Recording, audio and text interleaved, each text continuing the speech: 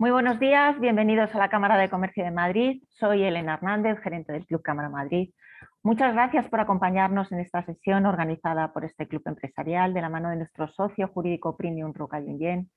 He de recordar a aquellos que aún no sois socios que este club os va a ayudar a dar visibilidad a vuestras soluciones o herramientas y os puede acercar a potenciales clientes. Os animamos a que nos preguntéis y, por supuesto, os suméis.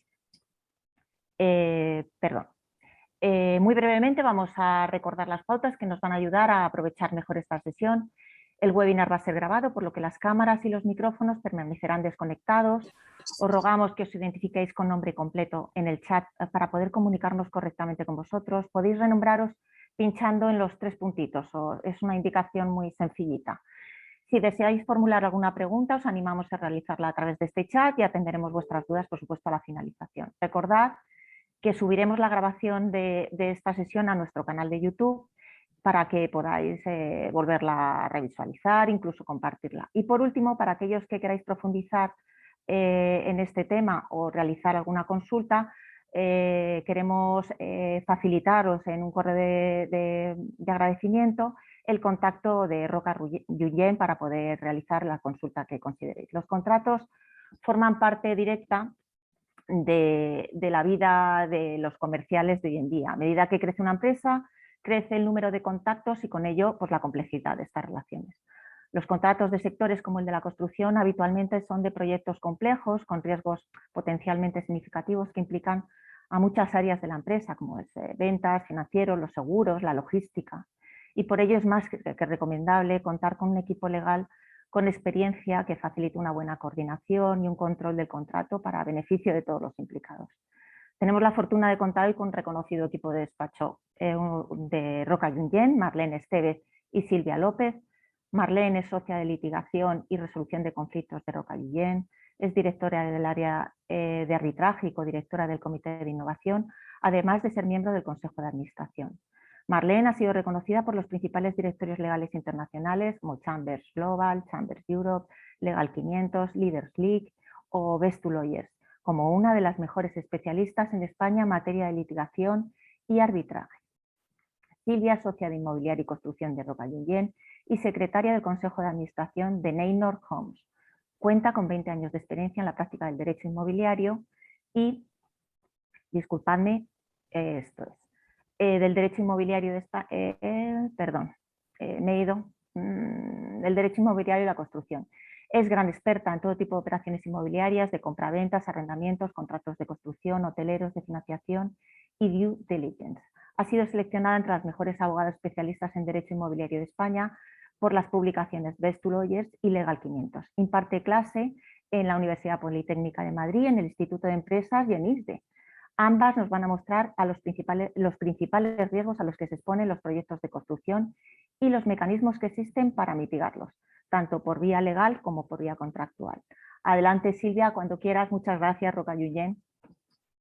Muchísimas gracias, Elena. Bueno, lo primero de todo, dar las gracias al Club Cámara por darnos la oportunidad de organizar este webinar y, por supuesto, a todos los asistentes por el interés y por unirse hoy a nosotras.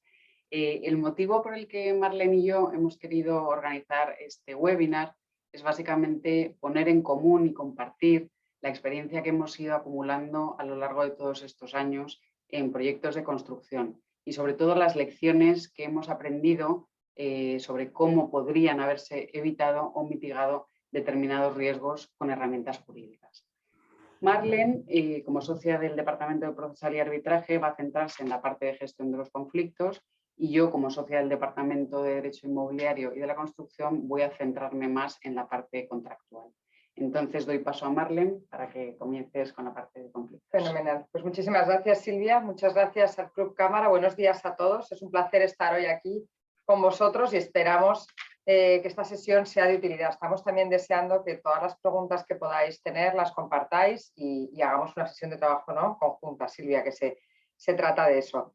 Como comentaba Silvia al inicio, la realidad es que cuando estábamos preparando esta sesión surgió la idea de ver muchos errores que se habían cometido durante el desarrollo de la obra con posterioridad y que afectaban a la resolución del litigio, ¿no? Y dijimos, oye, ¿qué podemos hacer nosotras que solemos trabajar en equipo con la visión inmobiliaria de Silvia y mi visión de resolución de conflictos, cómo podemos hacer para evitar que este tipo de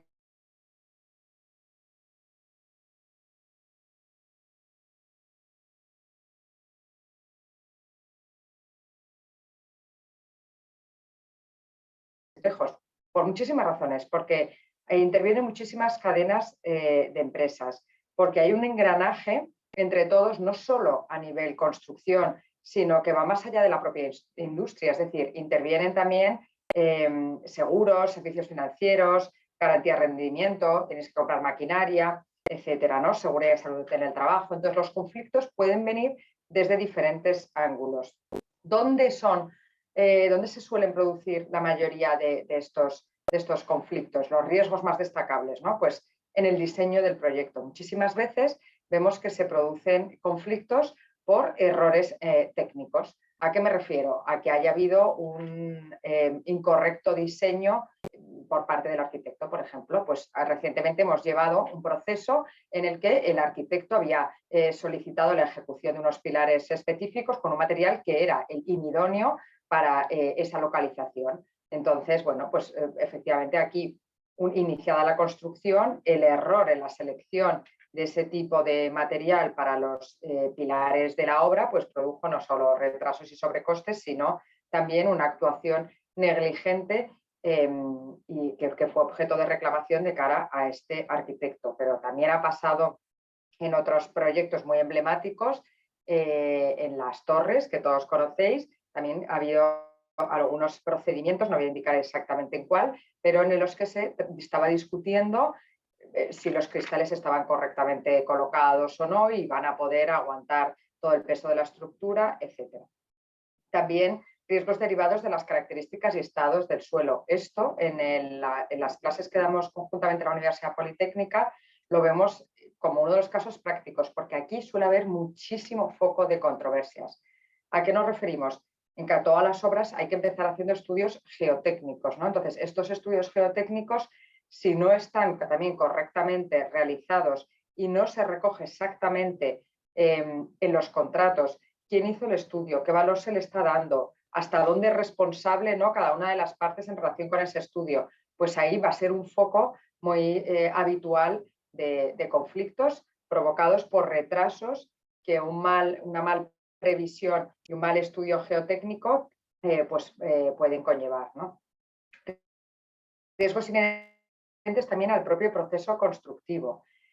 Con esto, aquí hay un tema de máxima actualidad. ¿A qué nos referimos? Hasta ahora hablábamos solo de sobrecostes que se producían en el marco del proceso, pero ahora también estamos hablando de incremento, ¿no?, de precios. Ha habido un incremento de más del 30% en muchas de las materias primas que está haciendo que muchas obras estén paralizadas y no puedan continuarse, ¿no? Aquí ya veremos que efectivamente hay diferentes soluciones también a este respecto, que hay que analizar los contratos para ver qué opciones nos da, dependiendo si es contrato entre dos partes, dos empresas privadas, contrato entre una empresa privada y una empresa pública, pues diferentes opciones como pueden ser para tratar de mitigar este incremento de precios. Por un lado, la aplicación se podría llegar a pensar de la cláusula rebus sic stantibus en el marco de un contrato entre partes privadas o en el marco de un contrato con la administración, tratar de aplicar todo el tema de cláusulas por riesgos imprevisibles también.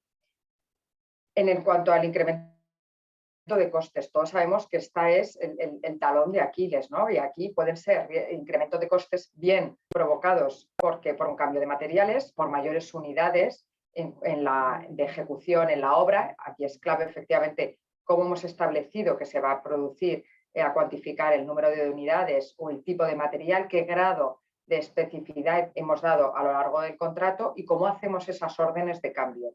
Esa va a ser esa clave, ¿no?, en cuanto a la gestión documental. Luego también riesgos relacionados con la seguridad y salud en el trabajo. En cuántas obras se producen accidentes, muy graves o menos graves, pero que paralizan y que pueden traer también muchísimos daños reputacionales en la propia obra. Y, por supuesto, riesgos financieros. ¿Quién nos está viendo afectado a día de hoy en esos flujos, con esos flujos de caja, con la situación que estamos viviendo, ¿no? Muchas veces, si no llevamos un orden muy específico en cuanto a los riesgos financieros, las salidas y las entradas de caja, los otorgamientos de los avales, etcétera, esto también puede implicar tener mucho impacto en la propia desarrollo de la obra en sí. Estos suelen ser los factores de riesgos más habituales, pero la realidad es que muchos de ellos podrían ser evitables, ¿no? En cuanto a los retrasos, a los incrementos de costes, etc. Y muchas veces no lo son por una mala gestión documental. Entonces, aquí lo que nosotros os animamos es a establecer órdenes de cambio claras, por supuesto un contrato, que ahora Silvia os lo explicará, novaciones adecuadas, gestión de todos los avales y de otro tipo de documentos que luego, aunque no lo veamos en ese momento inicial, van a afectar el procedimiento, porque la realidad es que cuando venís a vernos y nos decís, oye, nos ha pasado esto, ya sea como promotoras o como constructoras, la realidad es que por mucha razón que tengáis, al final es indiferente. Siento daros esa noticia, ya lo sabéis, es indiferente. Lo que es clave es que seamos capaces de acreditar lo que nos estáis diciendo que sucedió. De ahí que lo que resulte fundamental y básico es tener una correcta gestión documental de toda la vida contractual, y para eso veremos que hay diferentes soluciones que nos ayudan a generar mayor seguridad jurídica y sobre todo a proteger vuestros intereses para luego, cuando el conflicto se produzca, que se producirá, porque así sucede, y máxime en este sector donde el índice de conflictividad es muy alto. Hace unos meses se publicó un informe de una empresa de forensic muy conocida en Estados Unidos en 2020 que nos daba los datos del número de conflictos a lo largo del 2020 que se habían producido. Bueno, pues había aumentado el número de conflictos que se ha producido en 2020 en el sector de la construcción respecto a 2019, y las causas por las cuales se habían producido estos conflictos son a las que hacíamos mención anteriormente. Y una de las principales errores a los que hacía referencia este informe era precisamente una mala gestión documental. Muchos de esos conflictos se habrían evitado o habrían disminuido sus efectos perjudiciales si hubiéramos tenido una correcta gestión documental. Entonces, los conflictos no parece que vayan a disminuir, la senda es creciente, las cuantías, según este informe, van aumentando, es decir, el volumen objeto de controversia y discusión en cada uno de estos procedimientos es superior, y ahora veremos qué podemos hacer, ¿no?, en ese sentido para mitigarlos. Para ello, Silvia os explicará toda la parte contractual, sobre la que yo me uniré posteriormente para comentaros y compartir con vosotros también qué experiencias en cuanto a resolución de conflictos podemos incluir en los contratos y están funcionando adecuadamente. Efectivamente. Ese informe al que alude Marlene establece que en 2020, a nivel internacional, uno de los mayores motivos de disputas en el sector de la construcción fue el desconocimiento o el incumplimiento por parte de las partes de los contratos, de los contratos suscritos, ¿no?, de los contratos de construcción. Por lo tanto, desconocimiento o incumplimiento de los contratos. ¿Y esto a qué se debe? Bueno, porque en muchas ocasiones no se presta la adecuada atención a la fase de diseño y de redacción del contrato, ¿no? Se considera que, bueno, el contrato es una fase más del proyecto y realmente no se le dedica el tiempo que se debería, ¿no? Y realmente la fase de diseño contractual empieza desde el principio de generación del proyecto. Es decir, ya en la fase de prediseño tenemos que adoptar las medidas necesarias para asegurarnos de que estamos seleccionando el modelo contractual adecuado. En la fase de prediseño tenemos, en primer lugar, que tener muy claro cuáles son los objetivos que está persiguiendo la propiedad en ese proyecto en concreto. Es posible que para la propiedad en ese proyecto lo relevante no sea el plazo de entrega de las obras, ¿vale? Imaginemos que estamos hablando de un proyecto de unas oficinas para la propia propiedad, ¿no?, que tiene otras oficinas y por lo tanto no necesita ocuparlas de forma urgente y por lo tanto el plazo no es algo relevante. Pues eso lo tenemos que tener en cuenta a la hora de hacer el mapa de riesgos del que vamos a hablar ahora y a la hora de diseñar el proyecto. Es posible que para la propiedad lo más relevante sea, por ejemplo, ajustarse a los costes establecidos, o que para la propiedad lo más importante en ese proyecto concreto sea la calidad que se obtiene, ¿vale? Pues todo eso lo tenemos que tener en cuenta en esa fase de prediseño para así configurar el tipo contractual y las cláusulas contractuales más adecuadas. Y luego, como decía, otra de las partes muy importantes en esta fase de prediseño es la gestión de riesgos. Es decir, identificar en este proyecto concreto y en base a los objetivos de la propiedad cuáles son los riesgos que tenemos que intentar mitigar y cubrir debidamente en el contrato. Luego ya llegamos a lo que es la fase de diseño, ¿vale? Fase de diseño del proyecto, fase de diseño del contrato. Y aquí tenemos que elegir bien qué tipo de contrato se adapta mejor a la obra concreta, ¿vale? En este sentido, la propiedad tiene que decidir si quiere optar, por ejemplo, por un contrato tradicional, que en los países anglosajones se denomina Design and Bid, en el que es la propiedad quien encarga el diseño del proyecto, viene a su propio equipo de arquitectos o de ingenieros, lo externaliza y luego una vez en el proyecto se lo da a la constructora para que la constructora licite las obras. Esa es una posibilidad. Otra posibilidad es utilizar los modelos que se denominan Design and Build o los contratos Turnkey o llave en mano o los contratos EPC, Engineering, Procurement and Construction, que básicamente, aunque son modelos distintos, lo que tienen en común es que en ellos es la constructora la que realiza el diseño del proyecto con base a las especificaciones técnicas que le proporciona la propiedad.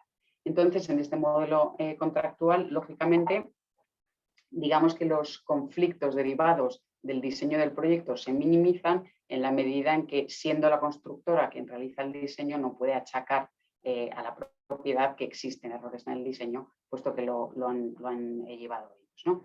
También podemos pensar en distintas submodalidades de estos dos tipos contractuales generales, como por ejemplo los contratos parciales, pues determinadas obras de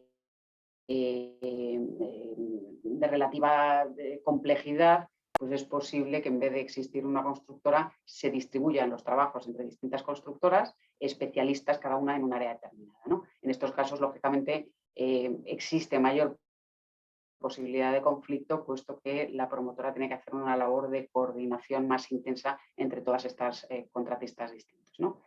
Luego, en aquellas horas en las que para la propiedad sea absolutamente esencial el plazo de entrega del proyecto, se puede plantear la posibilidad de optar por una modalidad de fast track, ¿no? En fast track lo que se hace es que se van desarrollando de forma simultánea distintas fases del proyecto y realmente se comienzan las obras sin que el diseño esté completamente terminado, ¿no? Esta modalidad de contratos ahorra tiempos, pero lo cierto es que sí que incrementa la conflictividad porque en muchos casos obliga al rediseño, ¿no? Muchas veces de las partes del proyecto, con lo cual puede conllevar incluso un incremento de los costos, ¿no? También, en función de cuál sea el proyecto concreto, podemos plantearnos la posibilidad de optar por contratos de promoción delegada, en los que el riesgo promotor se traslada por parte del promotor a la constructora. O también podemos plantearnos, en caso de contratos de administraciones públicas, pues optar por proyectos BOT, Build, Transfer and Operate, en los que normalmente lo que se hace es que la administración da una concesión al promotor para que realice la construcción, el diseño y opere el proyecto durante una serie de años, transcurridos los cuales esa construcción va a revertir a la propiedad, ¿no? Por lo tanto, vemos que tenemos como un esquema contractual posible muy completo, muy amplio, y por lo tanto tenemos que tomar una decisión sobre qué tipo contractual es el más indicado para nuestro proyecto, ¿no? Si atendemos al precio, también hay que tomar una serie de decisiones. Si queremos un proyecto con precio cerrado o lump sum, ¿no? Bueno, todos sabemos, todos los que estamos involucrados en el sector de la construcción, sabemos que los precios cerrados realmente, ¿no? Al final siempre surgen contingencias que hacen que ese precio varíe, pero bueno, para la propiedad en muchas ocasiones le da tranquilidad utilizar este tipo de contrato porque tiene relativa certeza sobre cuál va a ser el coste final. También existe la posibilidad de utilizar una determinación de precio por unidad de medida, ¿no? En el que realmente el precio se determina al final una vez que se conocen cuáles han sido las unidades que se han utilizado en cada concepto. También tenemos la posibilidad de optar o plantearnos un proyecto de costes reembolsables, lo que se llama el cost plus, que suponen, bueno, pues el pago al constructor de los costes directos e indirectos más unos honorarios, ¿vale? Dentro del cost plus tenemos distintas submodalidades, pero bueno, no vamos a entrar en cada una de ellas porque nos extenderíamos demasiado. También nos podemos plantear otro tipo de estructura de precio que es cada vez más utilizada en la práctica, que es el open book, libros abiertos, ¿no? Que es una variante de este contrato cost plus en el que normalmente la propiedad y el contratista fijan un precio objetivo para la obra concreta y luego un margen que el contratista cargará al precio de coste, ¿no? En ocasiones se tiende a pensar que este tipo de proyectos open book son más caros, cuando realmente no tiene por qué ser así, porque el hecho de fijar un coste objetivo, el hecho de dar transparencia y el hecho de evitar que la constructora tenga que añadir en su licitación un porcentaje por contingencias, puesto que se le va a reembolsar el coste del proyecto, pues hace que en ocasiones este tipo de estructuras sean más eficientes desde el punto de vista económico para la propiedad que un contrato incluso a precio cerrado, ¿no? Porque se elimina esa parte, como digo, de licitación de las contingencias por parte de la constructora. Por lo tanto, de nuevo vemos que tenemos todo un amplio panorama de esquemas contractuales entre los que podemos optar. Y por último, en cuanto a la selección de los contratos, no quiero dejar de referirme a una modalidad procedente del mundo anglosajón que se está utilizando cada vez en mayor medida en España. Bueno, ha entrado de forma muy tímida, pero queremos creer que se va a utilizar cada vez más, que son los denominados contratos colaborativos. Los contratos colaborativos básicamente en lo que consisten es en que las partes clave del proyecto empiezan a trabajar conjuntamente desde el principio, desde la fase de diseño del proyecto. Es decir, tanto la constructora como las subcontratas clave, como por supuesto el arquitecto o el ingeniero, trabajan con el promotor desde el principio para diseñar el proyecto. Lo normal, además, lo habitual en este tipo de proyectos es que la propiedad determine cuál es el precio target, el precio objetivo, o lo determine en conjunto con la constructora y con los proyectistas, y las partes diseñen el proyecto de tal forma que se adapte o que se logre conseguir ese precio objetivo, ¿vale? Y luego las partes, lo que se hace es que en el contrato se diseña un sistema de incentivos que hace que las partes colaboren activamente para conseguir ese objetivo de precio y se incentive la colaboración vía pues, establecimiento de una serie de bonus, de remuneraciones a las partes si consiguen los objetivos específicos que persigue la propiedad, con lo cual todo el sistema contractual se diseña alrededor de los objetivos que persigue la propiedad y con un sistema de incentivos que hace que las partes colaboren, tengan ese enfoque más colaborativo, a diferencia de los contratos que hemos hablado al principio, que son contratos que se enfocan más en distribución de riesgos, ¿vale? Por lo tanto, aquí optamos más por un sistema no tanto de distribuir los riesgos, de encontrar culpables o quién va a asumir las consecuencias de cada uno de los riesgos, sino en hacer que las partes colaboren y realmente trabajen conjuntamente para la consecución de estos objetivos, ¿no? En los países anglosajones este tipo de contratos se conocen también por IPD o IPD, que son Integrated Project Delivery. Y como decimos, bueno, pues básicamente las mayores ventajas es que incentivan comportamientos que conllevan un desempeño excepcional por las partes y realmente se enfocan en la creación de valor, ¿no? Eliminan impedimentos y estimulan la comunicación, la colaboración, la creatividad, alinean a los participantes para entender bien y acordar los objetivos e incentivan y remuneran comportamientos que, como decimos, incrementan el valor del proyecto, ¿no? 5 elementos claves de estos contratos son, primero, como decíamos, la involucración temprana de los participantes clave. Segundo, el reparto de los riesgos y las recompensas basados en el resultado del proyecto. En muchos de estos contratos colaborativos incluso las partes renuncian a reclamar a la otra parte, salvo por supuesto casos de dolo, ¿no? El tercer elemento es el control conjunto del proyecto. El cuarto es una exposición reducida a la responsabilidad y el quinto es la fijación conjunta de objetivos. Por lo tanto, son contratos muy interesantes a tener en cuenta a la hora de mitigar estos riesgos, esta conflictividad que vemos en los proyectos de construcción. Una vez que hemos identificado el modelo de contrato que queremos implementar, llega la hora de ponernos manos a la obra y redactar los contratos, ¿no? Esta parte es importante, porque muchas veces las empresas tiran de modelos de contratos históricos que se han utilizado en la casa, ¿no? Cambian pocas cosas, cambian quiénes son los participantes, cambian el precio y poco más, y realmente la consecuencia es que esos contratos al final no se adaptan a esos objetivos y no se adaptan a ese proyecto. Además, ese tipo de contratos suelen tener cláusulas que son un poco herederas de batallas pasadas, ¿no? En las que bueno, pues se reflejan determinados riesgos que realmente en una obra en concreto puede que no existan, ¿no? Con lo cual no se refleja debidamente la casuística que nos vamos a encontrar. Por lo tanto, hay que redactar los contratos conforme al proyecto específico para el que estamos trabajando. Además, como bien decía Marlene antes, tenemos que tener mucho cuidado de regular debidamente en nuestros contratos estos nuevos riesgos con los que nos estamos encontrando, ¿no? Por supuesto, el COVID, todo lo de la pandemia, pues la mayor parte de los contratos pre-COVID no regulaban qué sucedía en caso de pandemia. Tenemos que regular qué pasa si nos encontramos con una escasez de materias primas, como está siendo el caso, si hay un incremento de costes de shipping, ¿no? De transporte de materiales, incrementos de coste de energía que nos estamos encontrando en la actualidad, pues todo eso tenemos que darle una pensada y realmente intentar regularlo bien en nuestro contrato, ¿no? En nuestro país, además, existe poca tradición de utilizar modelos estándares de contratos, ¿vale? En los países anglosajones y en nuestro país, pero solamente en referencia con obras de grandes infraestructuras, se utilizan más modelos contractuales como FIDIC, como NEC, como JCT.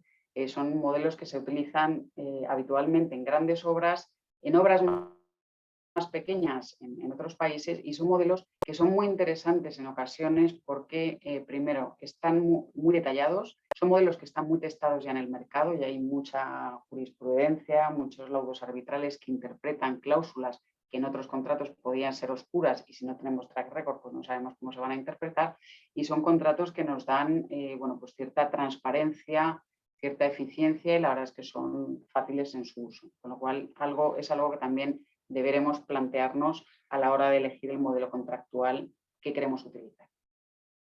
Otro elemento que quería poner de manifiesto, sobre todo cuando estamos hablando de proyectos de construcción internacionales, es el estándar de responsabilidad que se establece en esos contratos, ¿vale? Que es algo que normalmente nos pasa desapercibido si no estamos habituados a trabajar con este tipo de contratos. Y esto afecta no solamente a la constructora, sino también a los proyectistas, a los ingenieros y a los arquitectos. Y es que normalmente el estándar de responsabilidad que se establece en nuestro país, ¿no? En los sajones, el duty of care, ¿no? O el deber de diligencia. Es decir, que las partes tienen que poner todos los medios necesarios para actuar con diligencia, para evitar actuar con negligencia. Esto implica que si no hay negligencia, no hay responsabilidad. Pues bien, en muchos contratos internacionales, y entre ellos varias modalidades del contrato FIDIC o del contrato NEC, establecen un estándar superior de diligencia, que es el estándar que se denomina en los países anglosajones Fitness for Purposes. En un estándar Fitness for Purposes, el contratista o el proyectista tienen que asegurarse de que la construcción sea adecuada para los fines de las obras y que cumplirá con los requisitos que haya establecido el propietario, cualesquiera que sean, ¿vale? Con lo cual, en este tipo de estándar de responsabilidad Fitness for Purposes, nos podemos encontrar con que hay responsabilidad sin que haya negligencia, habiendo diligencia, ¿vale? Un ejemplo práctico de un caso que es bastante conocido es el caso MTH contra E.ON. En este caso, que llegó a la Corte Suprema del Reino Unido, E.ON, la compañía E.ON, contrató a MTH para diseñar, para producir y para instalar 60 turbogeneradores en una planta eólica. El estándar de responsabilidad aquí era Fitness for Purposes. Y el contrato obligaba a MTH, a la empresa de ingeniería, a garantizar que el funcionamiento, a garantizar los requerimientos de funcionamiento establecidos en el contrato. Y uno de esos requerimientos era que la vida útil de la planta tenía que ser de al menos 20 años. Pues bien, la empresa de ingeniería siguió al pie de la letra los estándares impuestos por E.ON. Y una vez que se instalaron estas turbinas, se verificó que había un error en los cálculos del estándar que había proporcionado la propiedad, que hacía que la vida útil de esos turbogeneradores no fuera de 20 años, no llegara a ser de 20 años.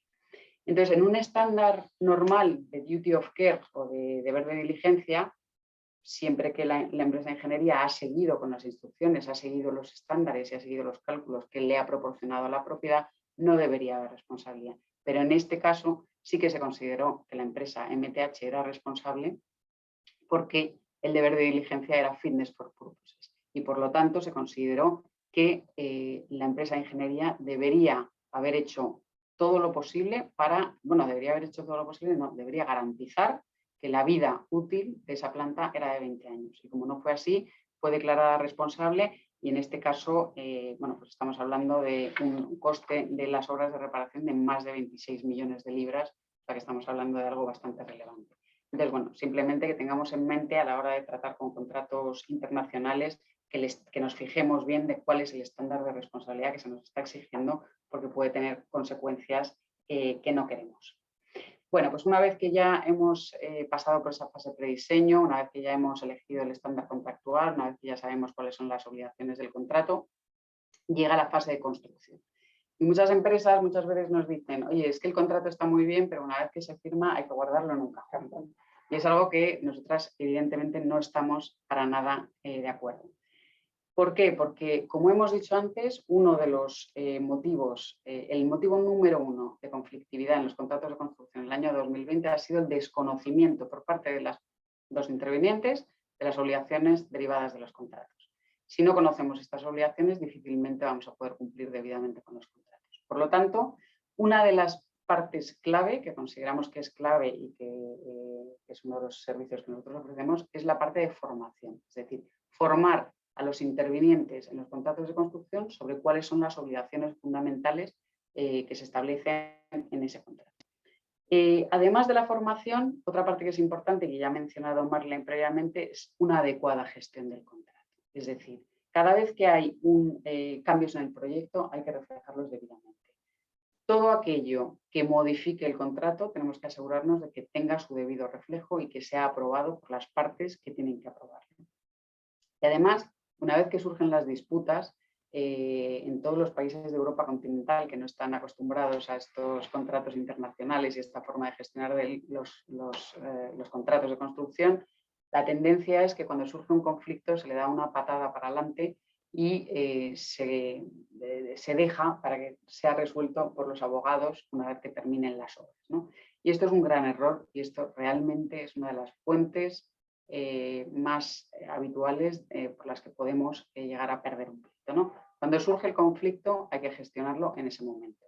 Y el contrato debe regular bien cómo se gestiona ese conflicto, cómo hay que notificarlo, en qué plazo hay que notificarlo, qué documentación, qué gestión documental hay que presentar para poder gestionar ese conflicto. Con lo cual, aquí la parte documental es absolutamente clave, como decía antes. Hay que documentar de forma cuidadosa cuáles son los hechos del problema concreto e intentar hacerlo sin acusaciones, sin emociones, sin ataques personales, de una forma que no empeore todavía el conflicto. Y luego involucrar a expertos en reclamaciones desde el principio. Es bastante útil en este sentido y es una buena práctica de los países anglosajones el establecer un procedimiento de gestión de disputas, un procedimiento de gestión de conflictos y tener una hoja de ruta y dar formación a las partes intervinientes en el contrato para que sepan cómo tienen que gestionar una reclamación en el momento que surja. Esto nos va a ayudar a, primero, resolver en muchos de los casos estos conflictos sin llegar a más y en otros casos, como bien decía Marlene antes, en caso de que el conflicto ya sea inevitable, lo que nos ayudará es a estar bien preparados para poder tener más posibilidades de ganar ese conflicto, ¿de acuerdo? Y de poder probar, tener la documentación necesaria para poder tener éxito en la gestión de ese conflicto. Y la última fase sería la fase postconstrucción. Es decir, si hemos hecho todo lo que hemos comentado anteriormente, una vez que surja el conflicto, estaremos más preparados para gestionarlo y conseguiremos que todas las partes involucradas tengan una perspectiva objetiva y no emocional de su posición y se consiga gestionar el conflicto de forma más adecuada para nuestros intereses. Y por mi parte, básicamente, esas son las recomendaciones a nivel contractual y de gestión de contrato. Pues muchas gracias, Silvia. Muy interesante todo lo que has dicho. Y yo un poco hilando con lo que comentabas, es fundamental esa hoja de ruta, ¿no? Y cuando planificamos y prevemos esa hoja de ruta para el caso de que surjan controversias, pues lo hacemos en el momento en el que estamos negociando y diseñando el contrato. Estas cláusulas a las que me refiero muchas veces van llamadas cláusulas de medianoche. ¿Por qué? Porque normalmente tendemos a poner el foco en todo lo que es la parte puramente contractual de precio, plazo, etcétera, lo cual es muy importante, no digo que no, pero no podemos olvidarnos y dejar para el final estas cláusulas y dejarlas sin la debida planificación. Debemos dedicar tiempo y estrategia a pensar, oiga, en el caso de que surja un conflicto, ¿cómo lo vamos a querer resolver? Estas cláusulas, de hecho, hay muchísimos tipos. Nosotras, para este tipo de contratos complejos a los que se refería Silvia, recomendamos el uso de cláusulas escalonadas. Y ahora os explico lo que son para aquellos que no lo sepáis.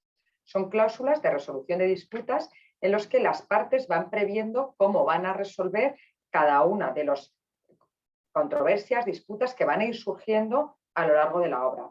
De diferente envergadura, pueden ser desde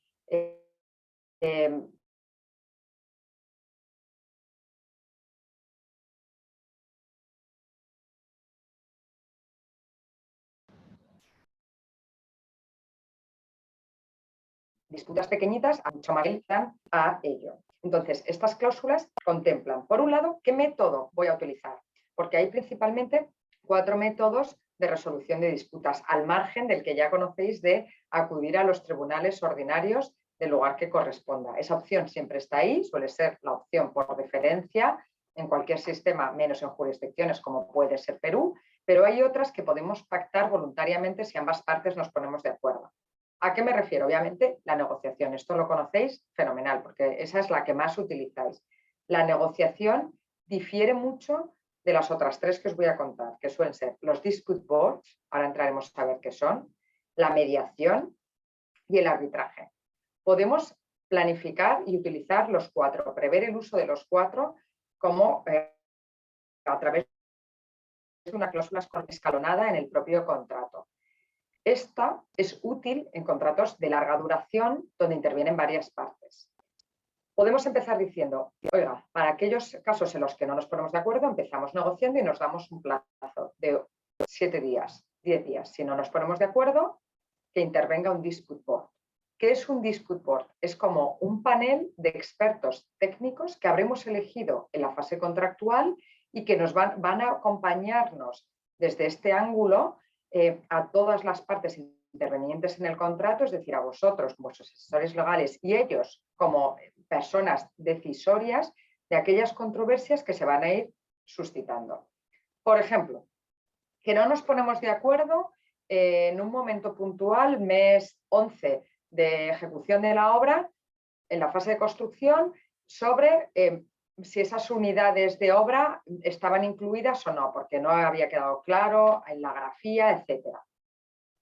Entonces, en este caso, llamaríamos al dispute board que interviniera, que tomara notas, se pueden plantear informes técnicos y lo que va a hacer el dispute board es una recomendación o tratar de que las partes o tomar una decisión, dependiendo del tipo de dispute board que hayamos planeado, van a hacer una cosa u otra, o bien una recomendación o una decisión.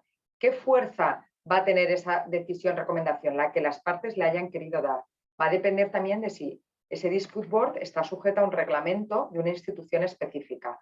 Puede ser un dispute board sujeto a la Corte de Arbitraje, a la Cámara de Comercio Internacional, a la Cámara de Comercio de Madrid, a donde queramos.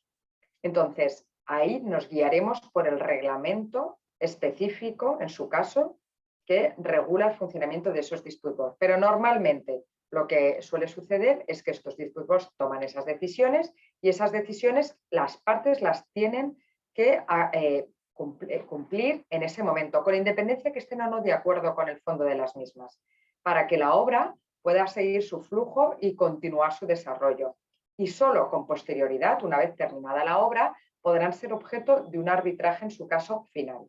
¿Vale? Pero ¿eso qué nos va a permitir? Nos va a permitir evitar retrasos innecesarios, ir ganando flujo, evitar esos roces también muchas veces personales y evitar que nos quedemos sin prueba a lo largo del procedimiento, porque cuando surge la controversia, que suele ser al final, lo que muchas veces sucede es que estamos discutiendo cosas de hace muchos meses, más de 36 meses antes. Entonces, a lo mejor son de imposible capacidad probatoria. Yo recuerdo un arbitraje que llevamos en lo que se estaba discutiendo el nivel de desbrozo, pues sobre el césped que había, etcétera. Vamos, el césped, las plantas, etcétera. Imaginaros, eso era imposible acreditar si se había desbrozado bien o no se había desbrozado bien, porque obviamente lo que se hubiera hecho o dejado de hacer hace 3 años, pues aquí el terreno ya no estaba en esas condiciones. Por otro lado, otro método alternativo de resolución es la mediación, que se puede pactar también como continuación en el caso que no estemos de acuerdo con esa decisión o esa recomendación del Dispute Board, podemos acudir a un mediador. Un mediador, una mediación es un proceso completamente reglado, diferente al de una negociación, que se tienden a confundir, en el que interviene un mediador. ¿El mediador va a decidir? No. El mediador lo que va a hacer es guiar a las partes a que ellas mismas sean las que alcancen un acuerdo. ¿Cómo lo va a hacer? Con diferentes técnicas específicas que existen al respecto. Va a ir pidiéndole información totalmente que tendrá un carácter reservado y confidencial a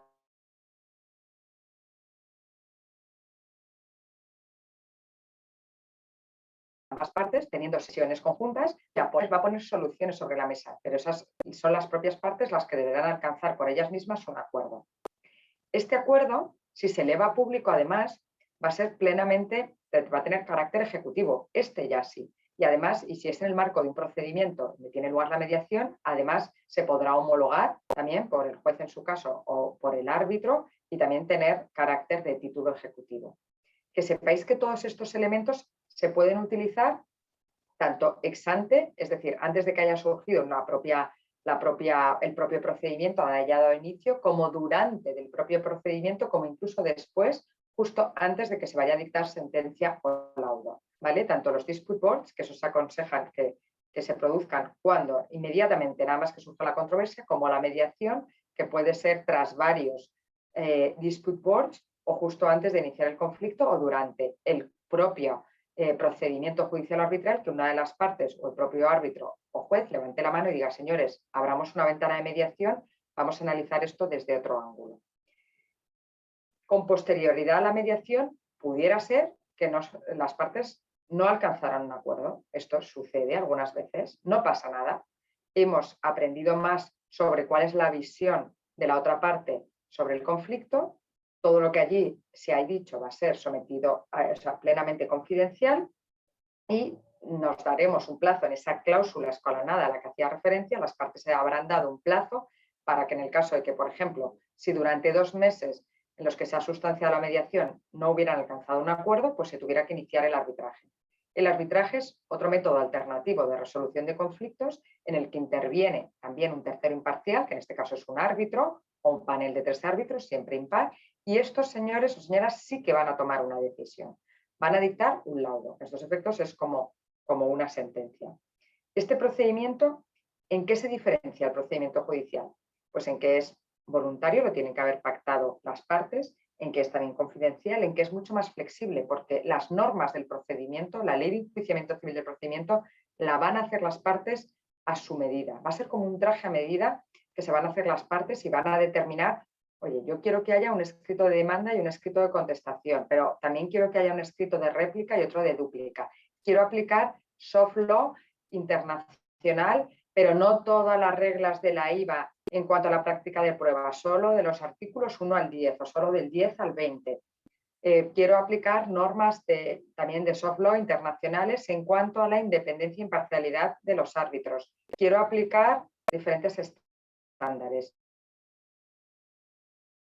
Las propias partes de una corte arbitral específica, como puede ser la de la Cámara de Comercio de Madrid, ya que estamos hoy aquí, o cualquier otra, podrán decidir cuáles de esas normas quieren adoptar y qué no, porque tienen la posibilidad de hacer el traje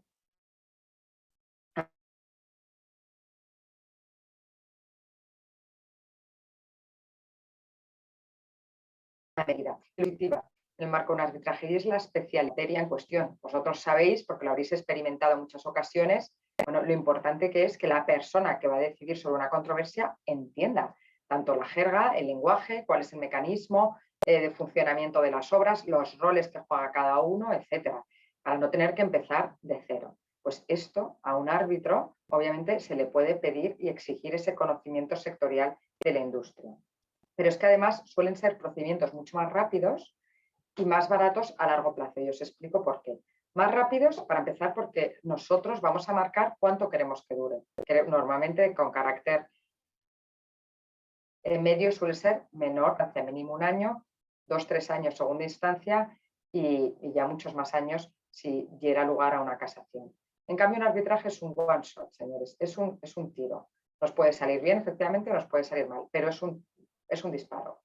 Entonces, aunque ese disparo pueda llegar a ser más caro en algunas circunstancias, que no siempre tendremos que ver, y todas las cortes tienen calculadoras específicas para ver con la cuantía objeto de disputa cuál es el coste específico de sumisión, a la larga es más corto. Y además podemos incluso, dependiendo de la controversia, sugerir que el arbitraje se dirima a través de un procedimiento, lo que llamamos abreviado. Es decir, que en menos de 6 meses nos comprometamos todas las partes a que haya un laudo, ¿vale?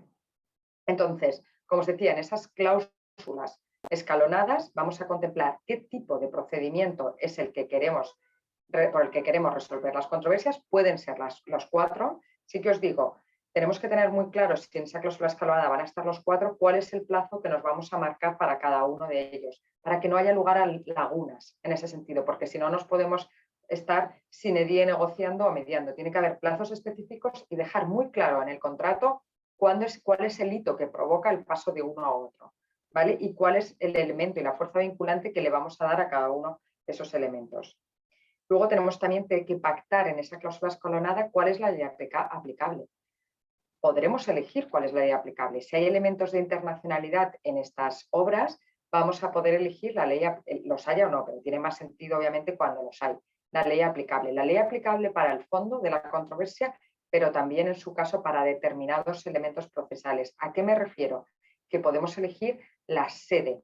La sede, cuando se habla en jerga internacional, quiere decir, por poner un ejemplo concreto, que podemos tener un arbitraje que se está sustanciando las vistas en Madrid, con ley aplicable inglesa, pero con la sede en Suiza, porque nos interesa la sede, lo que va a acompañar y va a tener una implicación es en los elementos de control del procedimiento arbitral. ¿Qué me refiero? Si queremos posteriormente, imaginaros ejercitar una acción de nulidad del laudo, un laudo, como os decía, no es recurrible, pero pudiera llegar a ser anulable, o bien en el caso que vamos a necesitar apoyo de los tribunales judiciales para 2 cuestiones muy concretas, como pudiera ser la solicitud de medidas cautelares o bien el nombramiento, por ejemplo, de un árbitro de emergencia.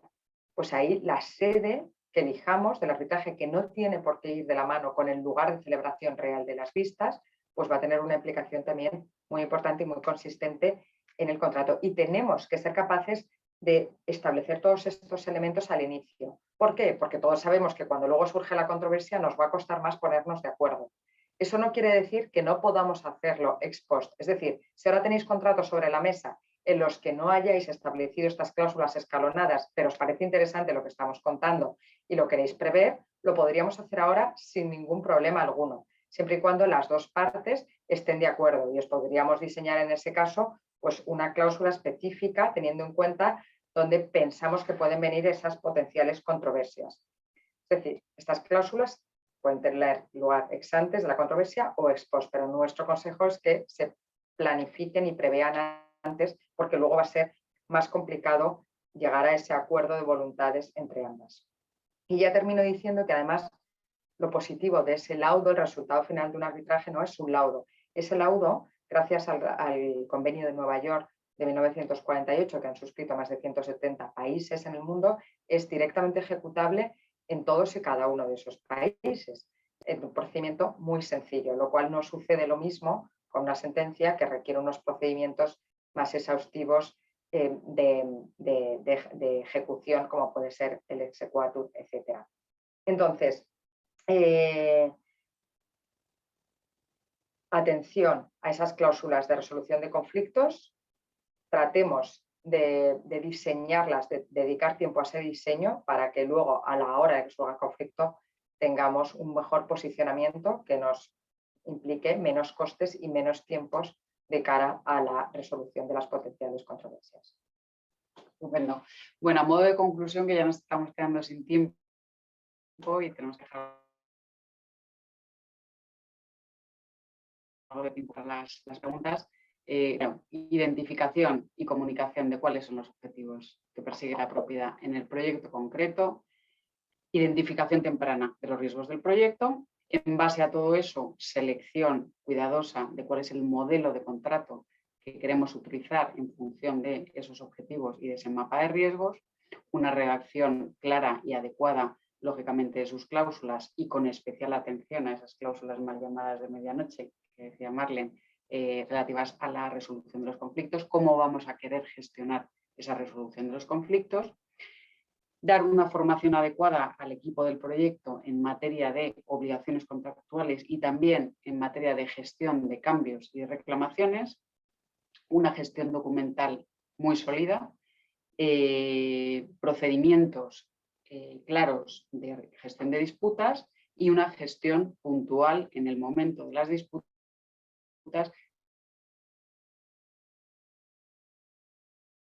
para resolverlas, que esa resolución de disputas sea mucho más eficiente y mucho más acorde con nuestros intereses.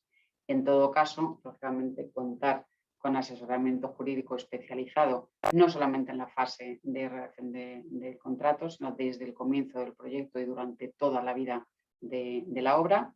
Y bueno, en definitiva, la mejor forma de combatir los problemas que surgen en los proyectos de construcción es, lógicamente, estar preparados antes de que los riesgos se materialicen, con una serie de herramientas, con una serie de directrices a seguir que pueden ayudar a evitar que un problema potencial se acabe convirtiendo en una disputa en estado avanzado. Y la resolución efectiva de estas reclamaciones comienza al principio de cada proyecto y se debe gestionar hasta el final. Pues nada, muchísimas gracias y no sé, Elena, si tenemos alguna pregunta. Me ha entrado, sí, muchísimas gracias, Marlene, Silvia. Nos ha entrado alguna pregunta por privado. Ha sido muy interesante el poder ver cómo planificar para evitar disputas o saber enfrentarse a los posibles conflictos con determinadas herramientas. Creo que ha sido realmente interesante, muy aterrizado. Y nos preguntan, ¿cómo va a impactar la subida de precios que se está produciendo en los contratos de construcción? Claro. Bueno, esa pregunta la verdad es que es difícil responderla de manera general porque va a depender mucho del tipo de contrato que se haya seleccionado, ¿no?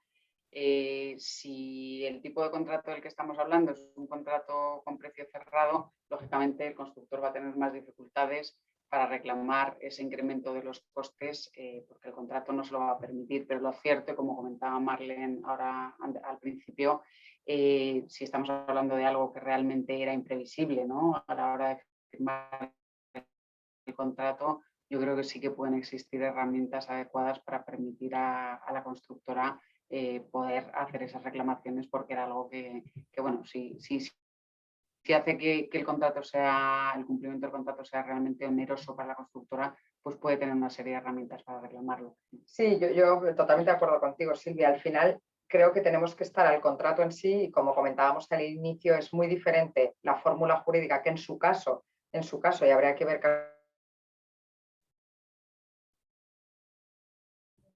Perdona, Marlene. Caso a caso. Marlene. Se pudiera utilizar en el marco. Hemos perdido este último. ¿Puedes repetir, por favor, esta última intervención? Sí. Que te hemos perdido el sonido. Disculpar, Elena, por supuesto. Nada. No, me refería, no sé si ahora me oís correctamente. Perfecto, sí, adelante, gracias. Me refería que estaba de acuerdo con Silvia, que al final cómo va a impactar va a depender mucho del tipo de contrato que hayamos suscrito y de cómo sea la relación contractual entre dos partes privadas, entre una administración y vamos a tener un pliego de por medio, qué cláusulas específicas hay relacionadas que prevean este posible incremento o no, esas cláusulas de fuerza mayor, de situaciones imprevisibles, eso obviamente va a implicar que tenga unas consecuencias u otras, pero como ideas a barajar ante este incremento imprevisible que tendremos que justificar además con un informe pericial, en el sentido de decir, oiga, es que esto no es un incremento constante que pudiera ser justificable, es totalmente desorbitado, desmedido y yo no lo hubiera podido prever porque mire usted, en los últimos 10 años las medias de incremento de costes han sido tal, tal y tal, pero ahora hemos tenido de repente un 30%, es decir, un 100% más de la media que veníamos teniendo. Si esto sucediera y se pudiera acreditar, bueno, pues podríamos valorar diferentes fórmulas jurídicas en ese sentido para solicitar un reequilibrio de las prestaciones, ¿vale?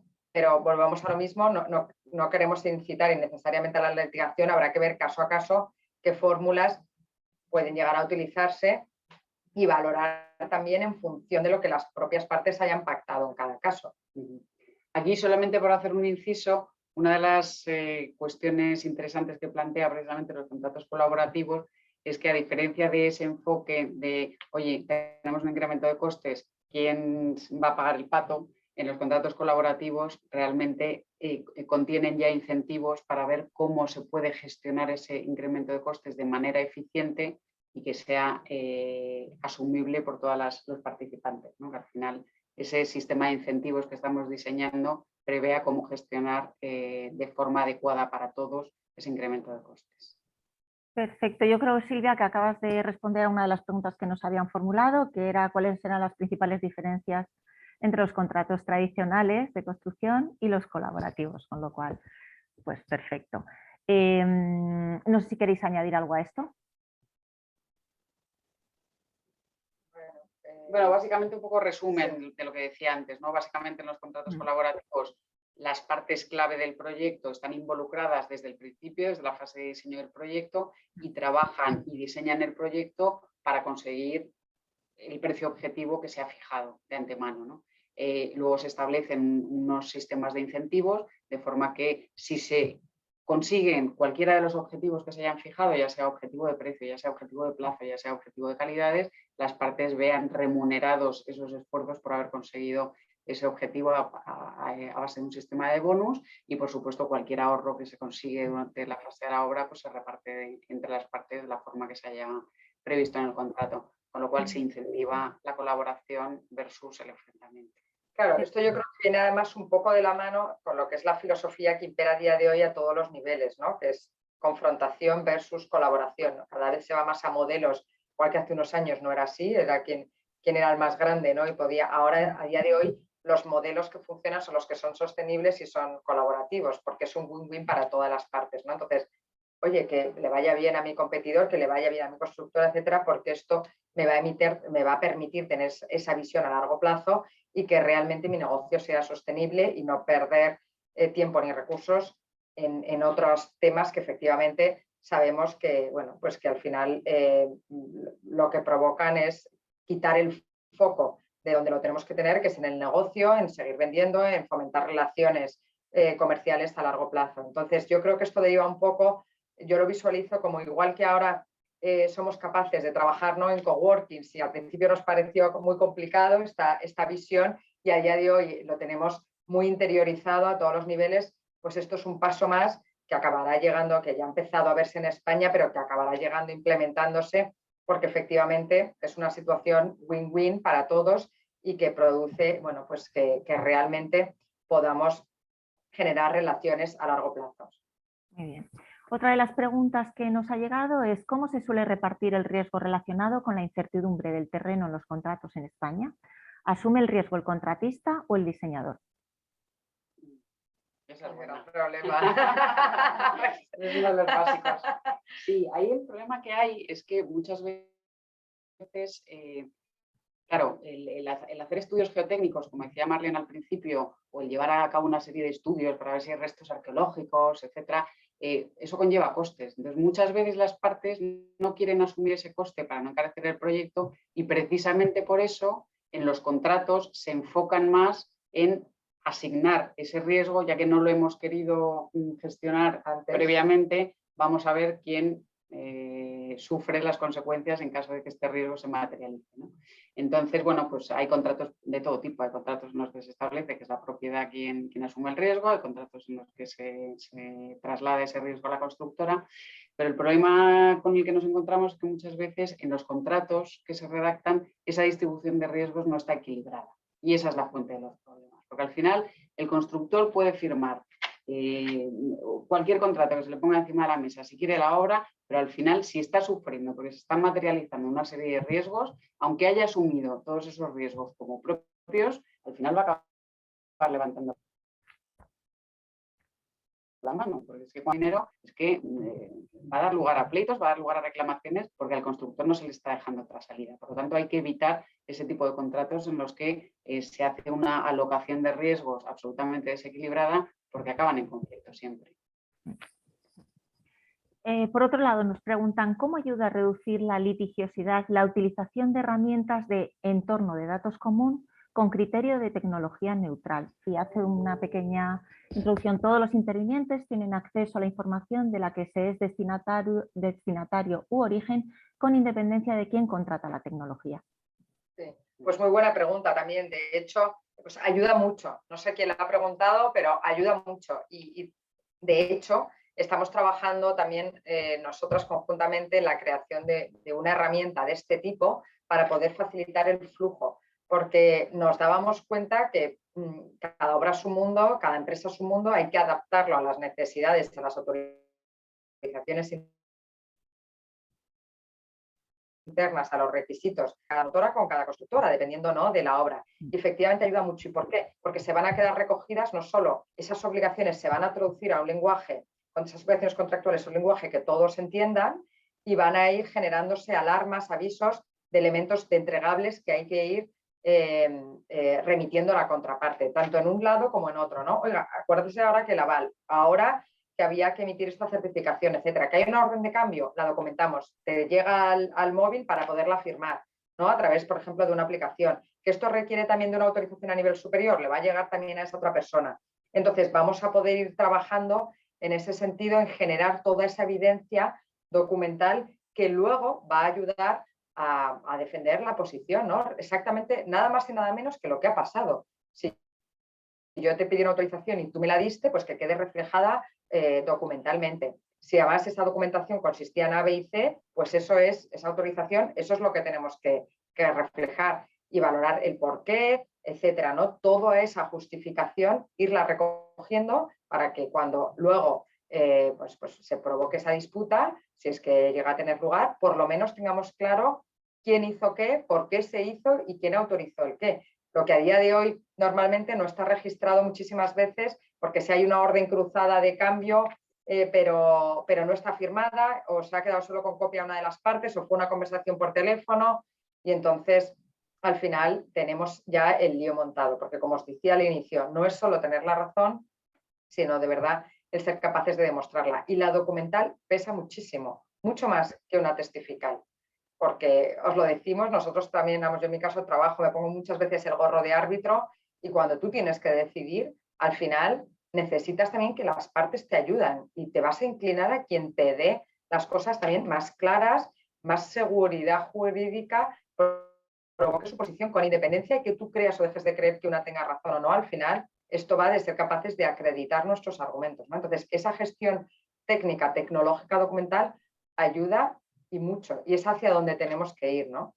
Es hacia donde estamos trabajando para que toda esa parte que decía Silvia y toda la parte que os comentaba yo de seguimiento de la disputa con los dispute bots sea accesible a todos, podamos compartir y colgar información con independencia de que luego haya determinadas carpetas de información ya privada de cada una de las partes. Muy bien. Pues nos quedan muy pocos minutos, hemos cumplido ya con el tiempo. Sí que hay una pregunta, hay una parte que ya ha sido respondida, la parte de arbitraje y las diferencias entre arbitraje y los tribunales ordinarios, pero hay una pregunta que yo creo que sí que se podría responder muy brevemente. ¿Qué diferencias hay entre mediación y arbitraje?